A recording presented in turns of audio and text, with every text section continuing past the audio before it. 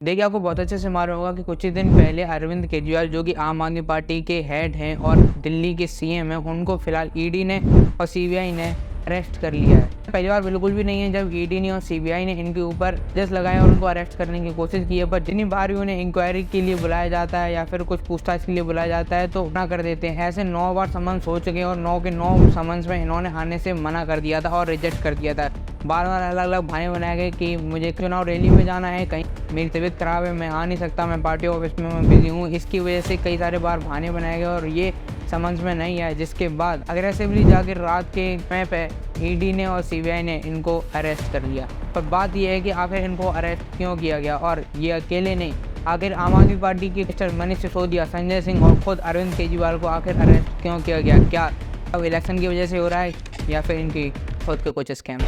ये शराब का मामला है, ये शिक्षा का मामला नहीं है। शराब की बात हो रही है, शिक्षा पर थूकने का काम मत कीजिए। लोगों के सिर पर मौत का साया मंडरा रहा था और लोग बिना ऑक्सीजन के बेदम होकर तड़प तड़प कर दम तोड़ रहे थे,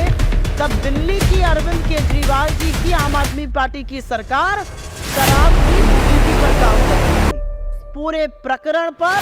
प्रकाश डालने का काम, इस पर कार्रवाई करने की बात सिर्फ और सिर्फ कांग्रेस पार्टी ने दिल्ली शहर में करी। अगर ईडी की माने तो केजरीवाल, मनोज सिसोदिया और संजय सिंह को एक ही पर्टिकुलर स्कैम में पकड़ा गया है, जिसका नाम है द लिक्वर स्कैम, जो कि लॉकडाउन के टाइम पे हुआ था, दिल्ली में हुआ था, जिसमें कई सारे शराब के घोटाले किए गए थे और एक ही अनगिनत घोटाले हुए थे, जिसमें आम आदमी पार्टी के हेड्स और काफ़ी बड़े बड़े मिनिस्टर्स का हाथ था या फिर कहीं खुद दिल्ली की सरकार का हाथ था। देखिए, द लिक्वर स्कैम यानी शराब घोटाला जो कि दिल्ली में हुआ था, जो कि दिल्ली की गवर्नमेंट ने खुद किया था, जिसका सबसे बड़ा अक्यूजमेंट ये था कि हमारे दिल्ली की जो सरकार है उसने 2021 और 2022 के बीच में कुछ ऐसे पॉलिसीज लेके आई थी, इसमें जो कि प्राइवेट सेक्टर्स हैं, जो कि लिक्वर कंपनी की जो प्राइवेट सेक्टर है उनको लाइसेंस दिए गए और बहुत ही कम फीस पे लाइसेंस दिए गए और उसके बाद उसमें कई सारे घोटाले वगैरह किए गए, शराब के अंदर घोटाले किए गए और बेवजह बहुत ज़्यादा शराब के ठेके खुलाए गए और शराब के अंदर भी मिलावट की गई, जिसकी वजह से और कुछ नहीं, बस दिल्ली के लोगों का ही नुकसान हुआ। 9,500 करोड़ का लोन इससे रेवेन्यू भी जनरेट कर लिया और इस चीज़ में काफ़ी ज़्यादा अडाउट अपना इन लोगों ने खुद रखा था, जिसमें सारे मिनिस्टर थे दिल्ली गवर्नमेंट के। और इन सब चीज़ों का फाइनल ड्राफ्ट जब विनय कुमार सक्सेना के पास गया था, उन्होंने इन सारी चीज़ों को सिर्फ और सिर्फ एक कंडीशन में मानने के लिए अलाउ कर दिया कि जितने भी नए शराब के ठेके हैं वो म्यूनिसिपल कॉर्पोरेशन की परमिशन के साथ नॉन कन्फर्म एरिया पे खुलने चाहिए, यानी कि होते हैं जिसको गवर्नमेंट प्रूव करती है वो वहाँ पे तो खुलेंगी, पर कुछ और ऐसी जगह पे खोले जाएंगे और अनगिनत खोले जाएंगे जिसकी परमिशन खुद म्यूनिसिपल कॉर्पोरेशन से ली जाएगी।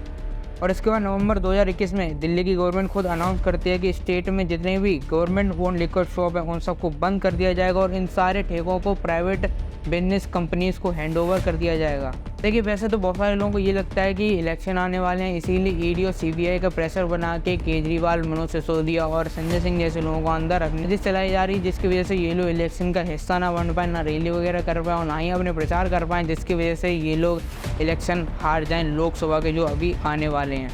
और कहीं ना कहीं इस चीज़ को सही मान सकते हैं कि इसका यूज़ अभी कर रही है, पर ऐसा बिल्कुल भी नहीं है कि ये सारे एलिगेशन खुद बीजेपी गवर्नमेंट ने लगाए हैं, क्योंकि अगर आप इसकी मेन हिस्ट्री जाके खोजोगे तो आपको पता चलेगा कि ये सारे जितने भी एलिगेशन थे वो खुद कांग्रेस गवर्नमेंट ने और कांग्रेस के लीडर्स वगैरह ने आप गवर्नमेंट के ऊपर लगाए थे, क्योंकि ये उनका मानना ये था कि ऐसे सारे रिफॉर्म्स ला के वो कांग्रेस गवर्नमेंट को कमज़ोर करना चाहते हो, ऐसी पॉलिसीज़ ला के लोगों का बड़े बड़े बिजनेसमैन से वो लोग फंडिंग लेना चाहते हैं और पैसा जमा करके इलेक्शंस में कांग्रेस को हराना चाहते हैं। इसकी वजह से ये सारे एलिगेशन खुद कांग्रेस पार्टी ने लगाए थे, ना ही भारतीय जनता पार्टी ने। सुबह शराब पीने की आयु 25 वर्ष से घटाकर 21 वर्ष करी जा रही थी। 3 बजे सवेरे तक शराब बेची जाए, खुले में शराब पिलाई जाए, ये काम अरविंद केजरीवाल जी की आम आदमी पार्टी की सरकार कर रही थी। तो इस पार्टी के जन्म पर तो संदेह था ही, इसकी राजनीति पर संदेह है, इनके सिद्धांतों पर संदेह है और हम यह जरूर कहना चाहते हैं कि जिस एजेंसी का दुरुपयोग का यह हवाला दे रहे हैं यह सच है। एजेंसियों का दुरुपयोग तो भाजपा की मोदी सरकार ने इस तरह किया है कि जब वो सही कार्रवाई भी करते हैं तो वो भी उस पर भी सवाल उठने लगते हैं। लेकिन इस पूरे मामले की जांच, इस पूरे मामले के खिलाफ आवाज उठाने का काम, इसमें जरा सी भी भ्रांति ना हो, भारतीय जनता पार्टी ने नहीं किया। दिल्ली के उनके 7 सांसदों ने नहीं किया, उनके सदन के नेता ने नहीं किया, 8 एमएलए ने नहीं किया। मैं चाहती हूँ कि सबसे पहले अनिल जी आपको क्रमवार तरीके से साक्ष्यों के साथ ये बताएं कि कितनी काली करतूत कोरोना काल के टाइम पर अरविंद केजरीवाल जी की सरकार कर रही थी शराब पर। और ये शिक्षा की बात नहीं, ये शराब की बात है। शिक्षा के पीछे मत छुपिए। पूरे प्रकरण पर प्रकाश डालने का काम, इस पर कार्रवाई करने की बात सिर्फ और सिर्फ कांग्रेस पार्टी ने दिल्ली शहर में करी। और इतना नहीं, दिल्ली स्टेट की अपोजिशन यानी खुद बीजेपी गवर्नमेंट ने एक स्टिंग ऑपरेशन करके एक वीडियो जारी की थी सबके सामने, जहाँ पे एक अक्यूज्ड के फादर खुद सबको बता रहे थे कि कैसे उन्होंने इन सब चीज़ों से पैसे इकट्ठे किए हैं। और जहाँ तक रिपोर्ट्स की माने तो ऐसा तो बिल्कुल भी नहीं है कि इलेक्शन आने वाले हैं इसकी वजह से इन सबको जेल में रखा जा रहा है, ऐसा बिल्कुल भी नहीं है। क्योंकि 2022 में सबसे पहले लिकर स्कैम में जो इंडिया आम पार्टी के एक नेता पकड़े गए थे जिनका नाम था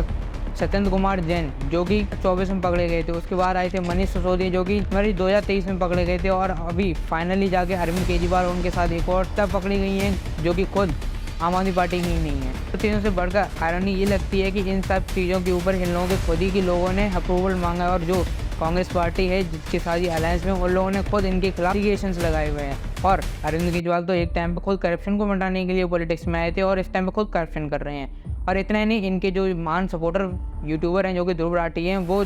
हर किसी को नीचे दिखाने में लगे रहते हैं। मोदी की डिक्टेटरशिप दिखाना वो सब चीज़ें कर लेते हैं, पर कभी भी इन सब चीज़ों पे मुद्दे पे क्यों नहीं बोलते। जब करप्शन एलिगेशन लगा के अरविंद केजरीवाल को पकड़ा जाता है तो वैसे तो उनको डेमोक्रेसी की दी एंड लगती है, पर जब उनके ऊपर एलिगेशन लगाने वाले खुद उन्हीं के लोग होते हैं तब ये वीडियो वगैरह क्यों नहीं बनाते और एलिगेशन क्यों नहीं लगाते। और अरविंद केजरीवाल जो दूसरों पर एलिगेशन लगाते हैं कि अडानी से ये पैसे लेके बैठे हैं, बड़ी बड़ी कंपनी से इनकी फंडिंग आती है, पर ये सारी चीज़ें खुद क्यों नहीं बताते कि लिकर स्कैम में इन लोगों ने बड़े बड़े बिजनेसमैन से रुपए लिए थे, वो भी शराब का घोटाला करके।